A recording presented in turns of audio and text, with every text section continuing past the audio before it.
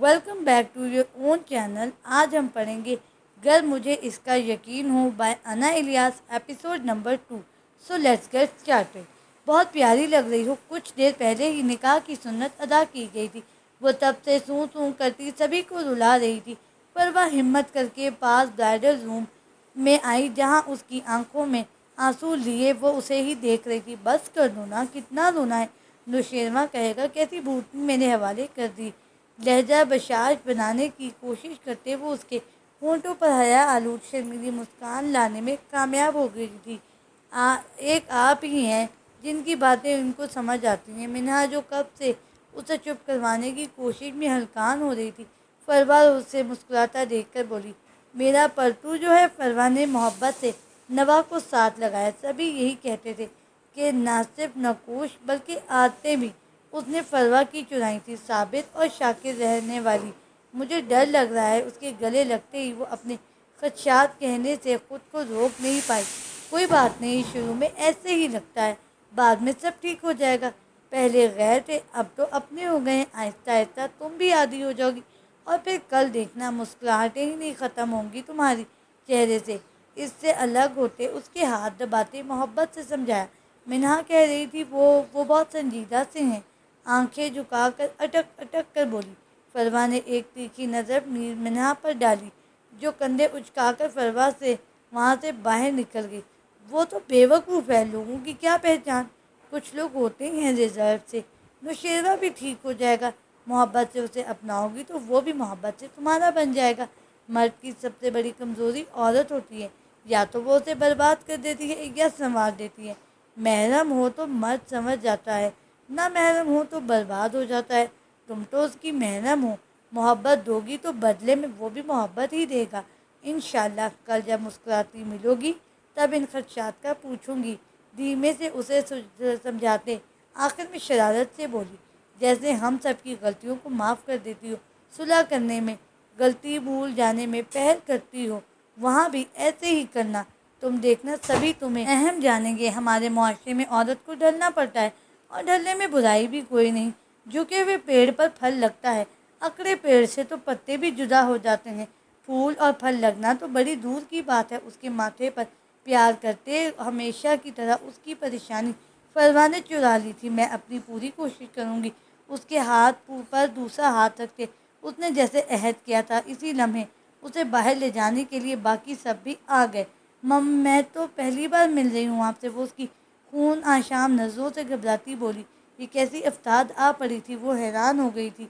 कितनों ने तुम्हारे इस सजे संवरे रूप को देखा है, बताओ मुझे। खुद को कितनी नज़रों से गुजार कर मुझ तक आई हूँ, बताओ। क्यों खुद की तुम नुमाइश की। अभी वो एक झटके से नहीं संभली थी कि दूसरा झटका मिला। वो उस पर किस किस्म का शक कर रहा था, इल्ज़ाम लगा रहा था। ये सिंगार तो आपके लिए है बस। आंखें झुकाकर वो शर्म से करते हुए बोली, झूठ कर रही हो, बकवास कर रही हो। निकलो मेरे कमरे से। दोबारा आएंगे तो बहुत बुरा हशर कर दूंगा। एकदम उसकी कलाई थामते वो एक झटके से उसे बेड से खड़ा करते दरवाजे की जाने बढ़ा। क्या कर रहे हैं आप। मैं कैसे बाहर चली जाऊंगी। आपको हुआ क्या है, प्लीज़ ये मत करें। वो हैरत और बेयकीनी की ज्यादती से उसे खुद को घसीटते हुए देखती बेख्तियार दूसरे हाथ से उसका बाजू रोकते मल्तजी अंदाज में बोली, नहीं तुम ऐसे सीधी नहीं होगी। मैंने कहा था आइंदा मेरे सामने मत आना। मगर तुम्हें मेरी बकवास समझ नहीं आई। अपना गलीज वजूद लेकर दफ़ा हो जाओ। तुम मैं और किसी जिस्म फरोश में कोई फ़र्क नहीं है। दूसरों का दिल लुभाने के लिए सजती संवरती हैं। इसके अल्फाज उसके कानों में पिघलते हुए शीशे की मानिंद पड़े। वो फटी फटी आंखों से मुज़ाहमत तक न कर सकी। आखिर ये हो क्या रहा था उसके साथ और क्यों हो रहा था उसके साथ। वो घसीट कर उसे कमरे से बाहर निकाल कर दरवाज़ा उसके मुंह पर बंद कर चुका था। अभी तो वो अपनों से जुदा हुए होने के गम को नहीं भूल पाई थी कि ये नई आफत वो चकरा कर रह गई थी मेहमानों से भरे घर में। अगर उसे यूं बाहर खड़े किसी ने देख लिया, मगर उसे समझ भी नहीं आ रही थी वो क्या करे। इतनी जिल्लत आंखों के सामने एकदम झुंड छाई। इससे पहले कि वो मुड़कर किसी को पुकारती, उसे अपने अकब से अपनी सास की आवाज़ सुनाई दी। नवा, यहाँ क्या कर रही हो। वो दबे दबे अंदाज में बोलती तेजी से उसकी जानिब लपकी। इससे पहले कि कोई उसे देखता, वो तेजी से उसका हाथ थाम कर एक कमरे में ले आई। क्या हुआ है। इसका जर्द चेहरा देखकर वो भी दंग रह गई। जिस बात का डर था वही हुआ। क्या आप बताएंगी कि आप लोगों ने हमसे की बात क्यों छुपाई। وہ بچی تو نہ تھی جو اب تک نوشیروان کی بگڑی حالت کو سمجھ نہ پاتی۔ اس کے ساتھ کوئی نفسیاتی مسئلہ تھا کیا؟ یہ وہ نہیں جانتی تھی، مگر اس کی ماں بہت اچھے سے جانتی تھی، اس لیے وہ سراپا سوال ان کے سامنے کھڑی تھی۔ دیکھو بیٹے، بس معمولی سا اسے سائیکولوجیکل ایشو ہے، اس کی سیٹنگز چل رہی ہیں، وہ ٹھیک ہو جائے گا۔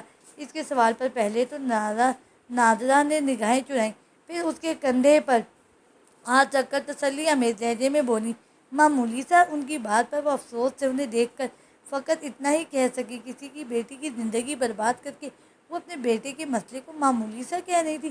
میں اسے سمجھاتی ہوں، بس کبھی کبھی ایسا ہو جاتا ہے، مگر تم محبت سے اس سے پیش آؤ گی تو وہ ٹھیک ہو جائے گا۔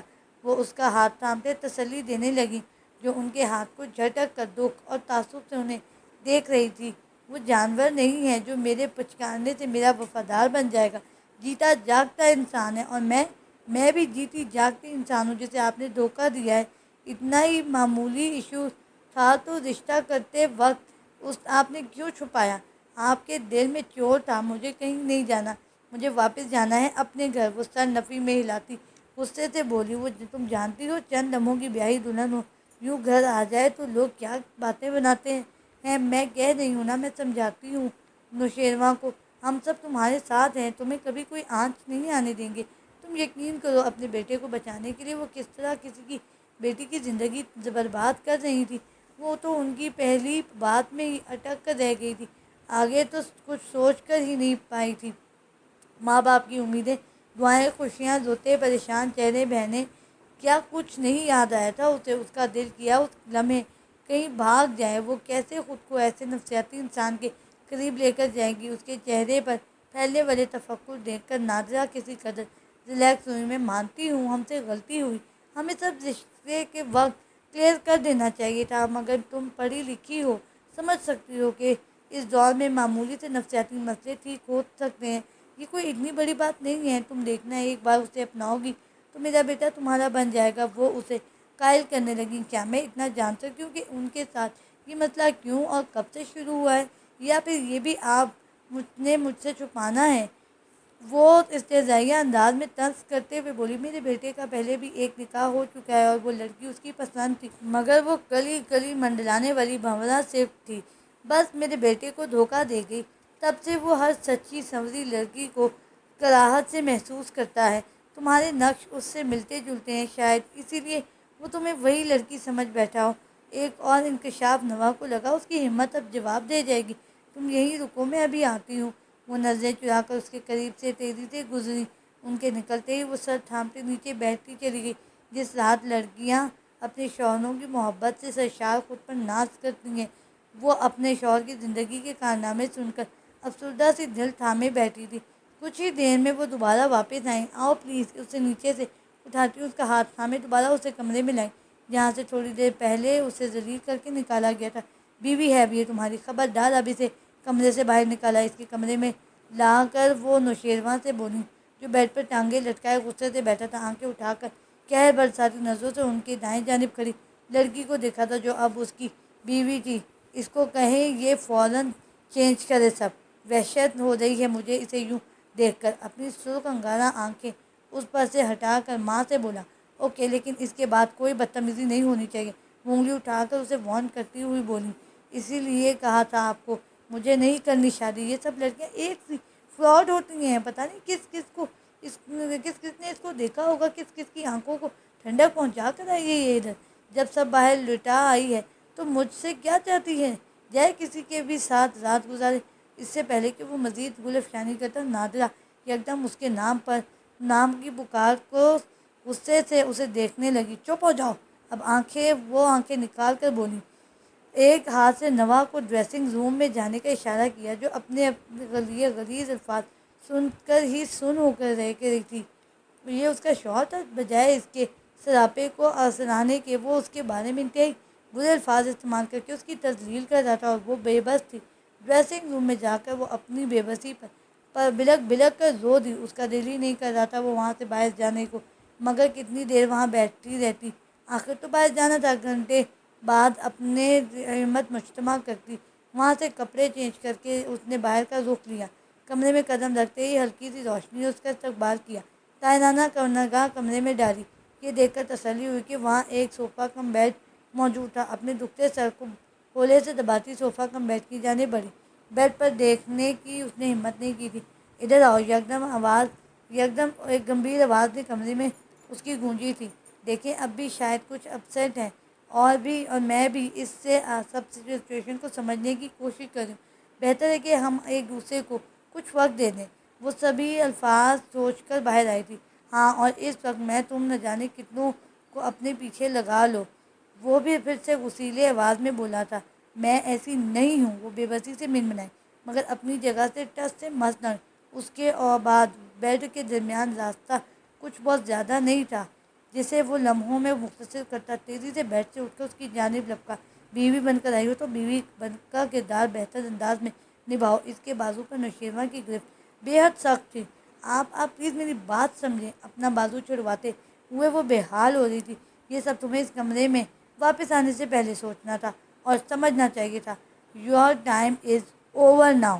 وحشت سے اب کی بار اس کا چہرہ اپنے ہاتھ کی سخت گرفت سے جکڑا۔ اور کل اگر کسی کو میرے بارے میں کچھ بتایا، خاص طور پر اپنے والدین کو، تو تمہاری قبر یہیں اسی کمرے میں بنا دوں گا۔ وہ جو پھٹی پھٹی آنکھوں سے اس وحشی کو دیکھ رہی تھی، اور پھر اس نے مزید نوا کو کچھ سوچنے کا موقع دیا ہی نہیں تھا۔ وہ رات اس کی زندگی کی سیاہ راتوں میں سے پہلی سیاہ رات تھی۔ کیسی ہو؟ اس کا بجھا بجھا چہرہ دیکھ کر فروا کے دل کو کچھ ہوا۔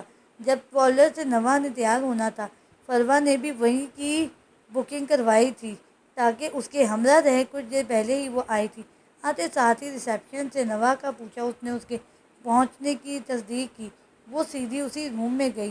اس کے سطح چہرے کو دیکھ کر وہ کچھ پریشان ہوئی۔ ٹھیک ہوں، وہ آہستہ سے بولی۔ فروا یہی سمجھی کہ وہ تھکی ہوئی ہے۔ تم نے شرٹ چینج نہیں کی ابھی؟ اسے یوں ہی بیٹھے دیکھ کر وہ بولی۔ ہاں، ابھی نمبر آنے والا ہے میرا، میں چینج کرتی ہوں، وہ غائب دماغی سے بولی۔ سب ٹھیک ہے نوا؟ سب ٹھیک تھے تمہارے ساتھ؟ آخر وہ پوچھے بنا نہ رہ سکی۔ اس کی حالت فروا کو اب تشویش میں مبتلا کر رہی تھی۔ سب ٹھیک ہے ابھی، آپ فکر نہ کریں، میں چینج کر لوں۔ اس کو مزید سوالوں سے بچنے کے لیے وہ شرٹ ہاتھ میں لیے چینجنگ روم کی جانب بڑھی۔ فروا نے الجھی نظروں سے اسے جاتے دیکھا۔ کچھ دیر بعد نوا کی آواز آئی، آپی یہ بیگ زپ بند کر دیں پلیز۔ وہ چینجنگ روم سے سر باہر نکال کر اسے بلانے لگی۔ فروا فوراً سر ہلاتی اس کی جانب بڑھی۔ کمرے میں آئی جہاں نوا اس کی جانب پشت کیے کھڑی تھی۔ آدھی زپ اس نے جیسے تیسے بند کر لی تھی، مگر آدھی ہو نہیں پا رہی تھی۔